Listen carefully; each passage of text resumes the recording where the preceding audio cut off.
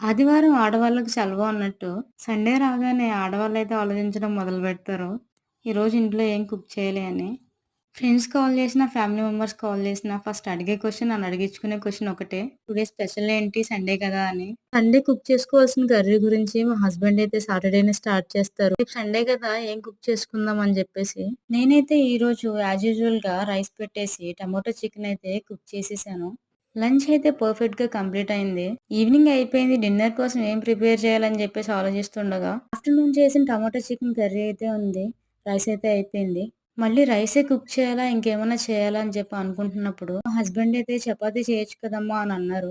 సరే అని చెప్పేసి నేను చపాతీ చేయడానికి రెడీ అయిపోయాను. ఇప్పుడైతే నేను ఈ చపాతీ బటర్ అండ్ ఘీతోనే చేశాను.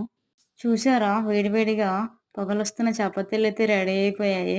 వేడి వేడి చపాతీ అండ్ చికెన్ కర్రీ తింటున్న మా హస్బెండ్ రియాక్షన్ మీరే చూడండి. Thank you for watching. Please do subscribe for